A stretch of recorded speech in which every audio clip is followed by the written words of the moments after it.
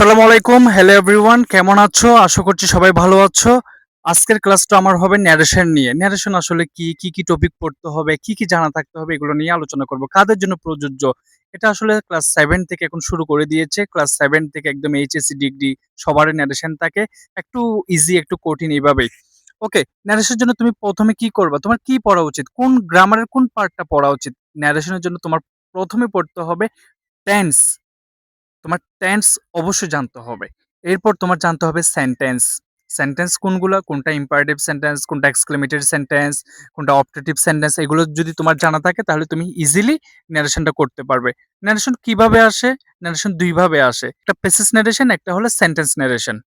হ্যাঁ, একটা হচ্ছে প্যাসেজ ন্যারেশন, একটা হলো সেন্টেন্স ন্যারেশন। এখন প্যাসেজ ন্যারেশনটা একটু কঠিন লাগে তুলনামূলক। কারণ এখানে স্পিকার খুঁজে নিতে হয়, লিসেনার খুঁজে নিতে হয়। আর সেন্টেন্স ন্যারেশনের মধ্যে অত কিছু লাগে না। এখানে দেওয়াই থাকে একটা সেন্টেন্স। কিন্তু এখানে একটা মজার ব্যাপার হলো, তুমি যখন সেন্টেন্স ন্যারেশন গুলো পারবা, প্যাসেজ ন্যারেশনটা তোমার জন্য খুব বেশি ইজি হয়ে যাবে।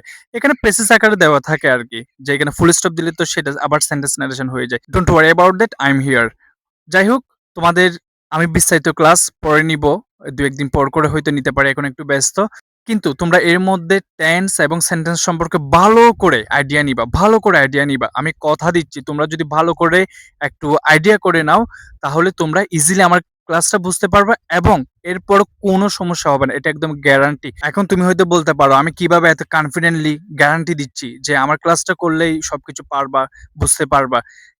আমার ক্লাসটা পূর্বে যারা করেছিল তারা আলহামদুলিল্লাহ সবাই পেরেছে, যারা মনোযোগ দিয়ে করেছে। আর যদি মনোযোগ না দেয় তাহলে পারবে না। ইনশাআল্লাহ তোমরাও পারবা। So don't worry about that. একদম কোনো চিন্তা করতে হবে না। তোমরা ন্যারেশনে যতটুকু ৫ নাম্বার হলে ৫ এ ৫ পাবা, ১০ হলে ১০ এ ১০ পাবা। একদম ইজি। হ্যাঁ? একটু মনোযোগ দিয়ে ভাইয়ের কথাটা শোনো। এখন শোনো, তোমার টেন্সটা কেন ইম্পোর্টেন্ট? ধরো তোমার প্রেজেন্ট ইনডিফিনিট টেন্স থাকলে তোমার পাস্ট ইনডিফিনিট টেন্স দিয়ে করতে হবে। প্রেজেন্ট কন্টিনিউয়াস টেন্স থাকলে পাস্ট কন্টিনিউয়াস টেন্স দিয়ে করতে হবে। প্রেজেন্ট পারফেক্ট থাকলে পাস্ট পারফেক্ট দিয়ে করতে হবে। প্রেজেন্ট পারফেক্ট কন্টিনিউয়াস থাকলে পাস্ট পারফেক্ট কন্টিনিউয়াস টেন্স দিয়ে করতে হবে। এখন তুমি যদি ধরো পাস্ট পারফেক্ট যদি জানা না থাকে, স্ট্রাকচারটা যদি তোমার জানা না থাকে, তাহলে তুমি কিভাবে করবা? আর তুমি যদি একটা সেন্টেন্স এটা দেখে যদি তুমি না চিনো, ধরো এটা যদি প্রেজেন্ট কন্টিনিউয়াস টেন্স তুমি যদি নাই চিনো, তাহলে তুমি এটা পাস্ট কন্টিনিউয়াস টেন্সে কিভাবে কনভার্ট করবা? ওটার জন্য তোমার টেন্স জানতে হবে। সম্ভবত আমার এই পূর্বের ভিডিও আছে এখানে, তোমরা চাইলে চেক করে দেখতে পারো। টেন্স নিয়ে আলোচনা করেছিলাম। অথবা তোমরা বই থেকে পড়ে নিতে পারো টেন্সটা। আশা করছি বই থেকে পড়লেও তোমরা বুঝবা। এখন আবার সেন্টেন্সটাও দরকার। যেমন আমি একটা এক্সাম্পল দিই, he said, "I play football." এখন আমি এটাকে ইনডিরেক্ট করলে কি হবে? He said that, "I played football." আবার আমি যদি বলি, he said, "What's your name?" তখন হয়ে যাবে he asked, he asked what my name was, what my name was.